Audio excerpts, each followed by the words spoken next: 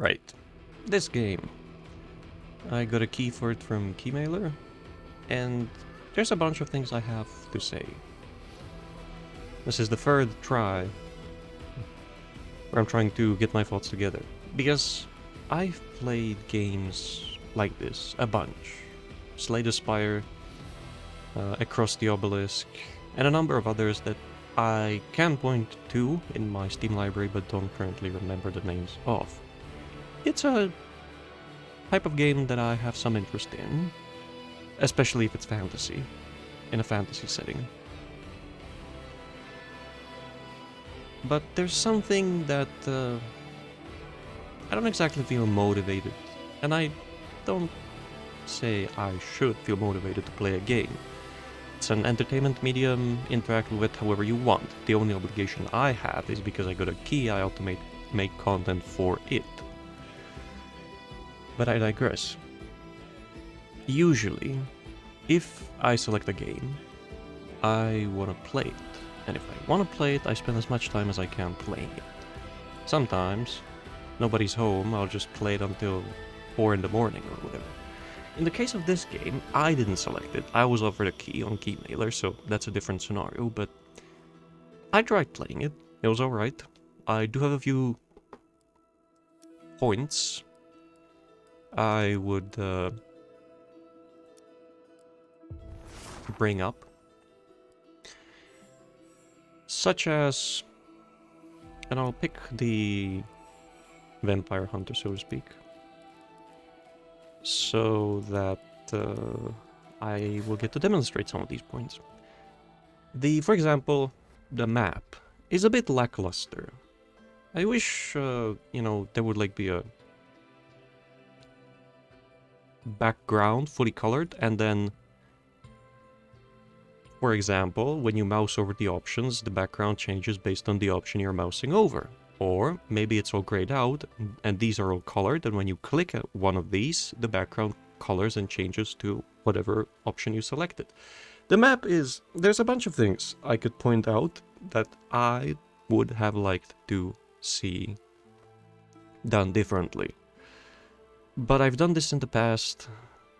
In the rare occasion that a studio did listen to what I, a nameless customer, brought up, it had some effect, but it didn't last very long because there was no follow-up and I didn't get any money from it, so I had no incentive to continue providing points like that. And they were to other customers' satisfaction.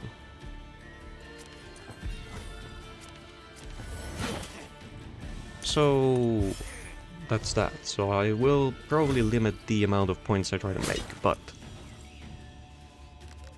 the game is fine, by all means. You have 4 classes, they have no specializations after that as far as I can tell. And there are things that this game does differently to a Slay the Spire or a game like that. You can chain. Because there are animations that you cannot speed up, that's another point I would want to make. Either let me speed up the animations, or just skip them. Or have them all be done in one go. Because it gets bothersome at a certain point. Having to watch them all do the same animation however many times. Like, please. I've already seen that. On the first run, on first difficulty, fine, I'll watch all the animations, see what you've done, appreciate the work. But on the follow-up on the follow-up runs, I would want to tailor the experience to fit me. And I am not a fan of, yeah, okay, I don't remember how many times I saw that animation, that attack. But I digress. It's pretty standard. 4 classes or 4 characters, each has a class. You unlock cards. The progression ceiling is pretty low, goes up to level 7. And this is the map that you progress. It doesn't matter what point you select in regards to where can you go after. Sometimes you get a bonus if you pick one option in the fight ahead.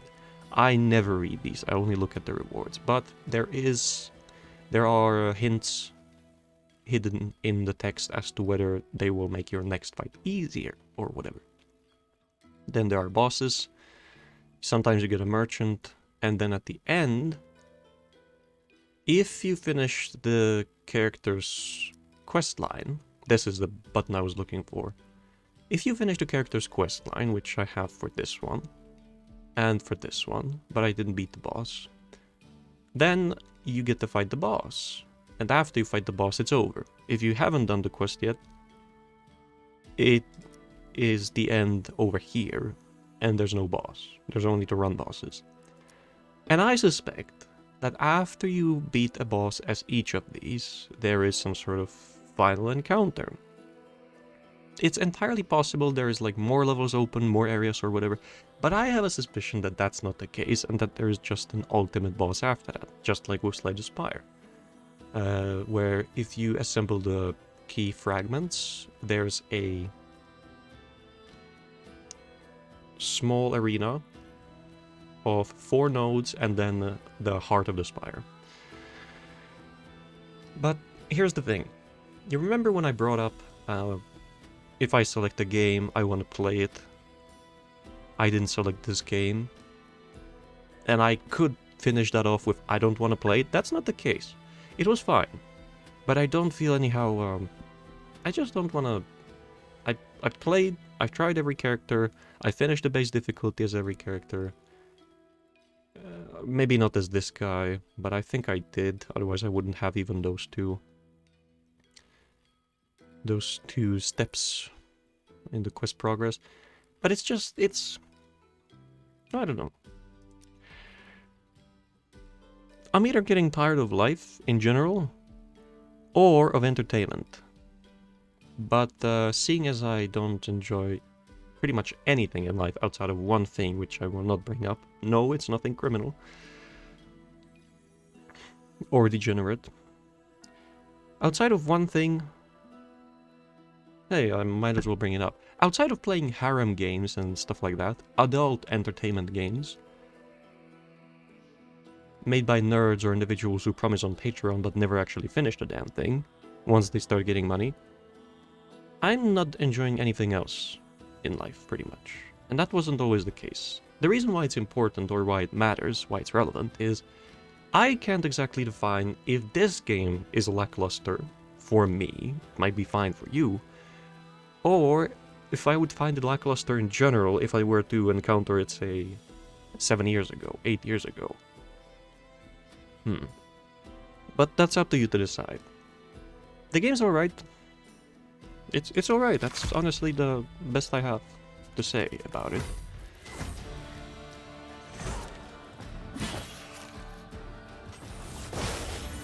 Each of the characters starts with their own relic, and the relic definitely affects the gameplay.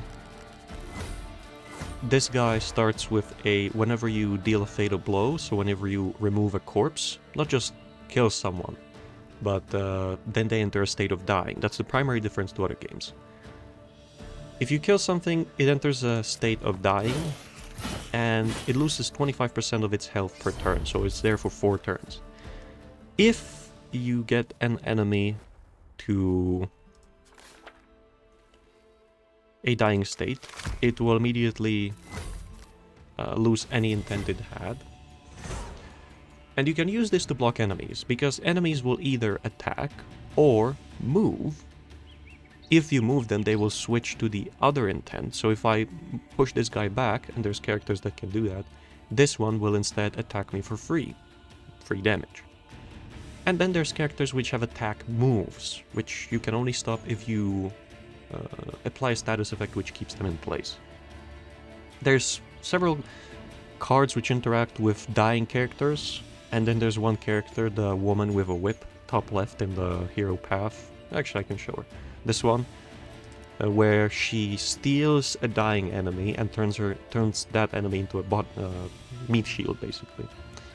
If there were any other complaints I would have in regards to combat, it would be that I wish that aside from speeding up the animations, or having the option of speeding up the animations, if there were more cards to A, unlock, and B, use. The only one who consistently can use enemies, dying enemies to their advantage as a shield, because you can interact with enemies other ways as well, dying enemies, is the woman with a whip, Varvara. But why can't any of the other characters like spawn, get cards, for example, get behind cover, like hide behind a rock or a tree or whatever, for a turn? Have it be a rare card or an epic card for like just an option like that. Aside from the starting relic, right, so to finish that off, or finish that up, when this guy kills a dying enemy, he blinds the closest other enemy when they enter attack range. Yeah, so that can be more complicated. The simple way is, this guy doesn't mind if you finish off opponents, but as anyone else, if you finish off a dying enemy, you're probably going to just move someone else closer and let them attack. So there's a benefit to letting dying enemies be on the board, but not always. It depends on the scenario. The woman with a whip, she has AoE attacks and switches enemies around on the battlefield. This guy is primarily damage bursts and thinning out your deck, because the pistol, if you play more than one pistol attack a turn, the cards with overheat, this symbol, you will... Alright, let me move myself so you get to see that. You will forget those cards until the end of fight.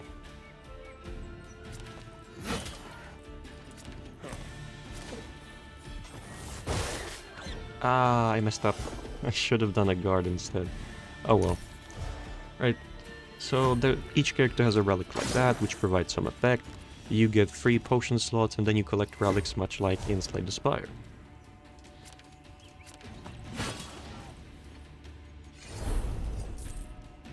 Maybe I should put on the headphones, see how loud it is, because in the menu it was alright.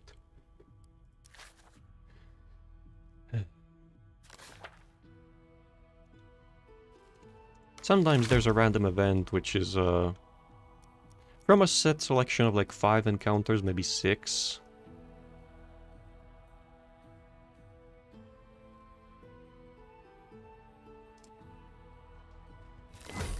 And they come combined with a fight.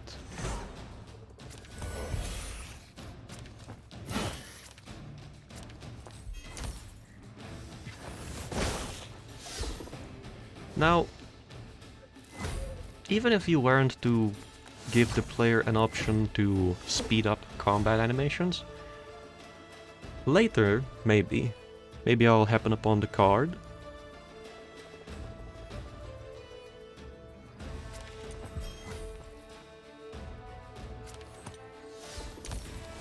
which will demonstrate what other thing you could do. Either let the player speed up the animation, or if multiple animations are queued up, change them into one animation. Because if I use multiple shoot attacks, the guy's just gonna shoot, and then shoot. In between it is time to resolve things. I can actually demonstrate it here. This character has thorns, so if I do multiple shoots, there will be a long pause in between, where the character will deal 1 damage back. But I don't see the health and I don't see the effects, which matters quite a lot.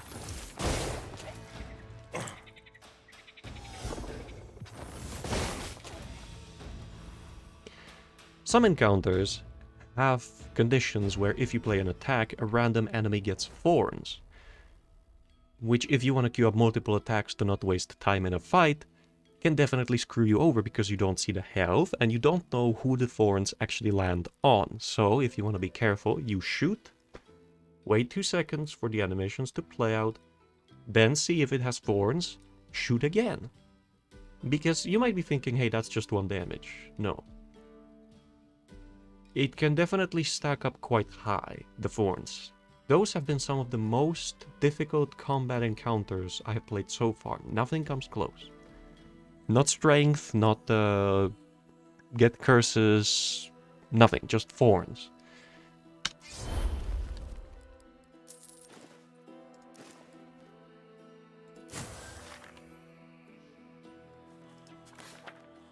Right, and I forgot that this guy also can push enemies around. Because it's been a while since I last played this. I've been thinking, hey, I should make a video about this, because I streamed it for a bit, but it's not exactly the thing I do. Whenever I get a key, I make a video and I bring commentary with it.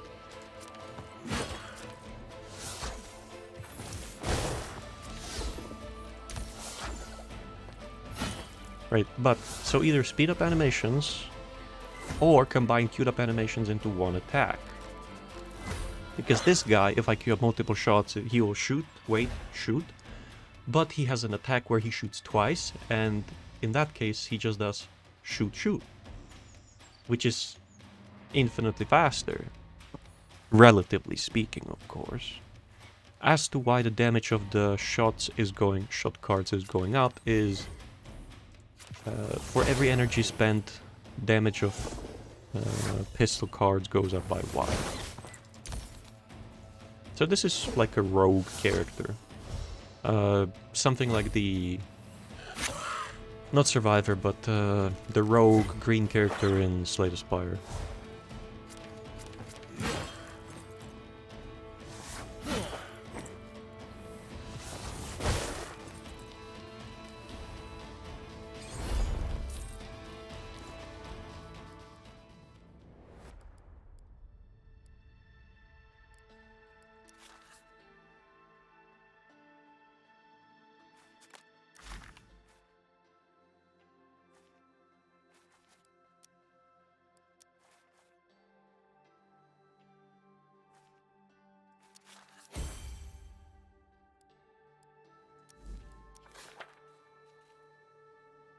Right, and so that's that about combat. I don't have many other complaints. Some of the characters feel really weak. I didn't level them to max level, so maybe they get cards that make them actually nice to play, but I have a very difficult time as the shield guy and as the fairy woman. As for combat, or combat rewards, there's a bunch. You can get cards, you can get relics, or you can heal or raise your max health. It just depends on what you pick, or what you really want. Raising your max health doesn't matter as much if you don't have the damage, so there is an alright balance. This guy has a charge attack, see, or as I called it earlier, move attack.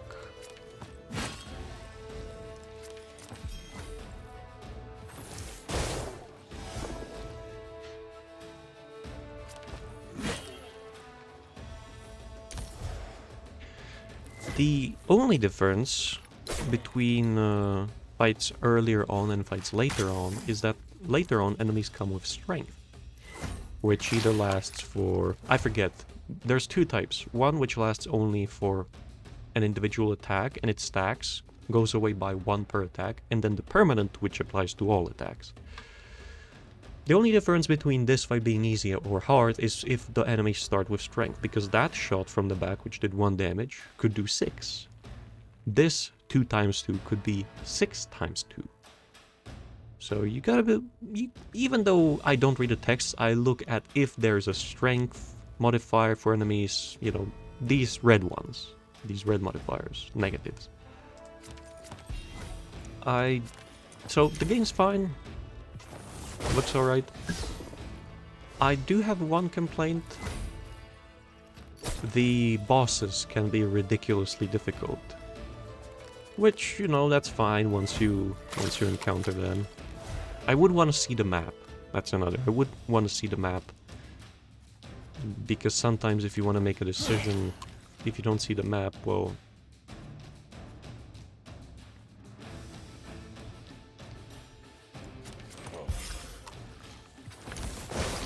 being able to see the map at any time would be handy. But the regular bosses inside of the run bosses can be hard, that's fine, but the end of the act bosses seem ridiculously difficult. Right, so let me demonstrate the relic that this character starts with. Death blow, and then I blind this guy.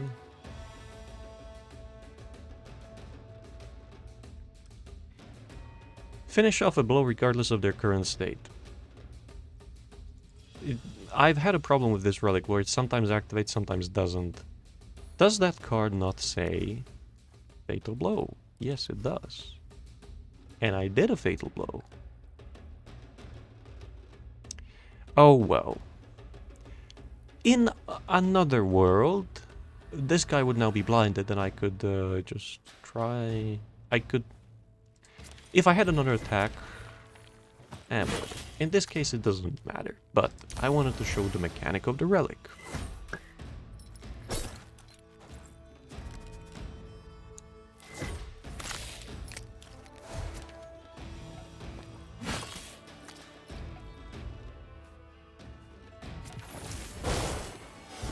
Oh, I could have killed him. Oh well.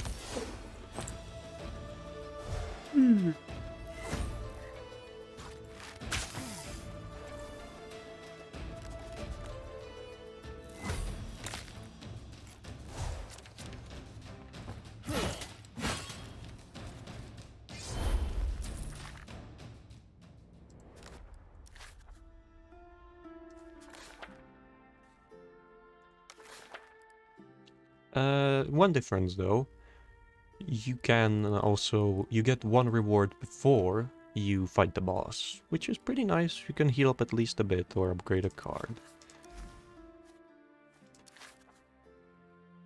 By the way, this might be a fight where I lose, because I just played whatever.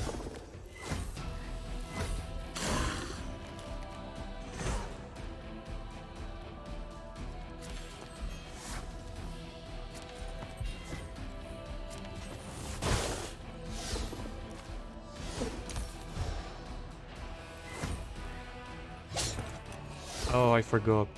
Evasion doesn't trigger until you would lose health, so I wasted energy on block there. There's a bunch of things that work differently, and they're alright, I guess. Not necessarily something I would want.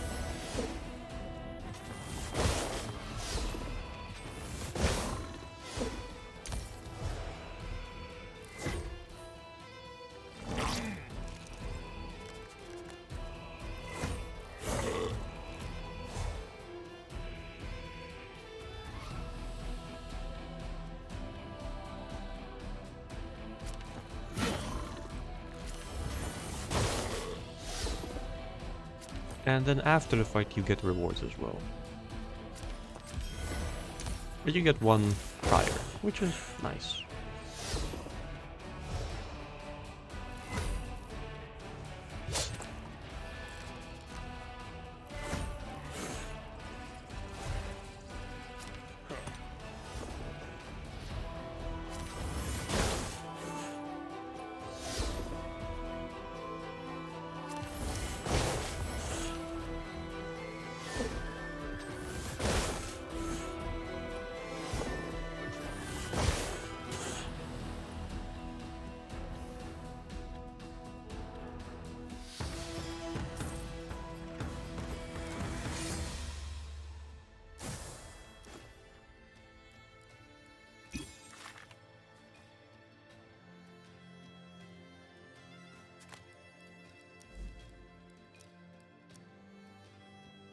And then there's lore.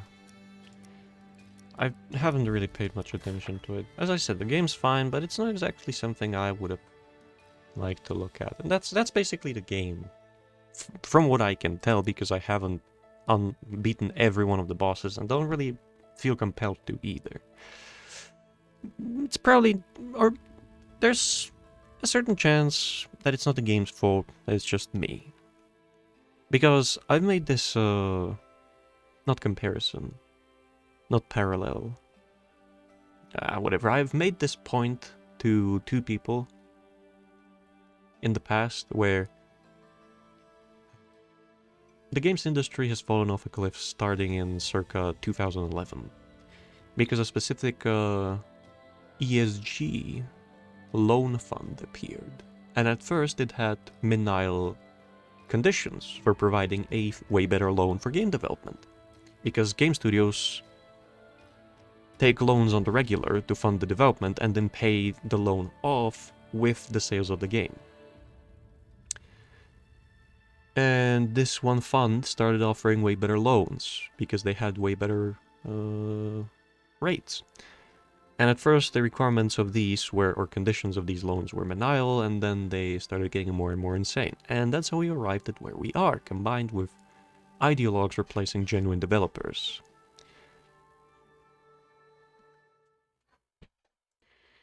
And it looks like the camera refuses to focus after I had to break for a little bit.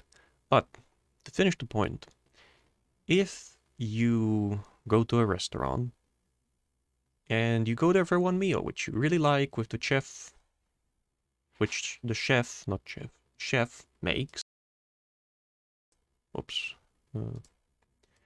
Which the chef makes.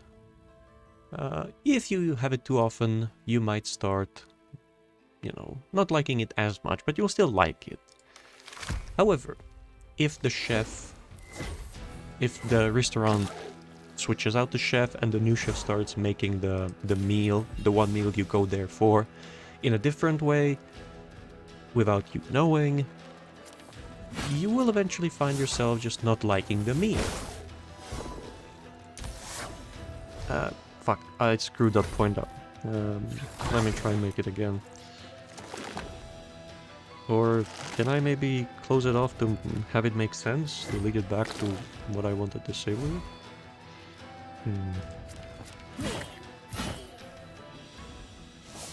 No, it actually does make sense.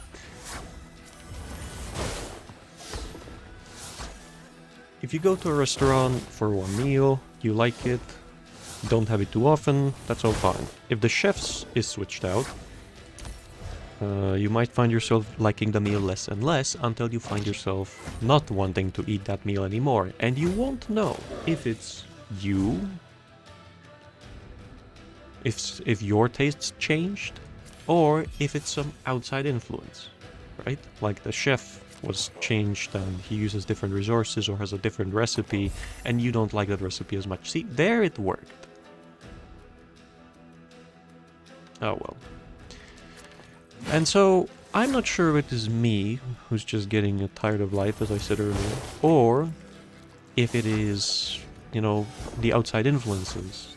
The fact that the industry has been getting worse and worse, where if you compare games, there's these videos on YouTube where there's a game inside of a franchise, say Mafia 3 to Mafia 2 to Mafia 1, Far Cry 5 to Far Cry 2, that's often that's an often used example. Just see how much of a regress there has been in the games industry, and not just games industry, but entertainment in general. So, whether the game is good or not, I cannot objectively tell you. I think there is such a thing as being objective. There's individuals who will claim, oh, you can never really be objective, and blah blah blah. No, you can. You can definitely try and be objective. It is a matter of trying to take on different perspectives onto something and comparing them with your own. Like, okay, how did somebody arrive at this position? Or could you enjoy the game? As I try to tell you in this video so far. Like, yeah, maybe it'll be great for you. For me, it's not as as enjoyable as it maybe would have been. But I digress. The game's fine, you know, good art. There's something where I don't exactly... maybe I could put a finger on it, or my finger on it, be able to tell you why, what's the problem. If a game is not Slavic, but Eastern Slavic, so like Russian, etc., there's something about it. I don't know what. As I said, I could maybe define what if I wanted to, where I don't enjoy it as much. Because there's another game like Slay the Spire that came out late last year, I think.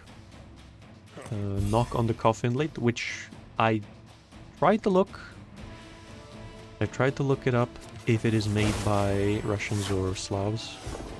I think I had to go away after a bit of research and I forgot to finish it up. I have a suspicion. It is, however, very well localized and voiced and whatever, but there's also something off about that game, in my opinion. But back to a point. Game's probably fine. I just there's things I wish they had done differently and things they would improve. But the game's fine.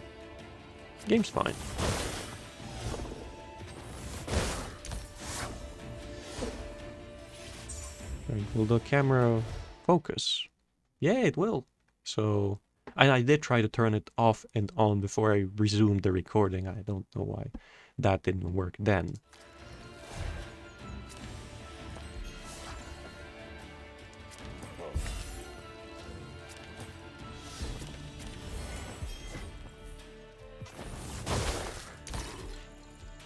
So I'll finish this fight and then that's probably it. Because I don't know. This part is not necessarily related to the video or to me talking about the game. It's more of a personal ramble, which is something I do ever so often. I used to do it in StarCraft co-op videos, but StarCraft runs like crap for some reason ever since the latest update or change or whatever.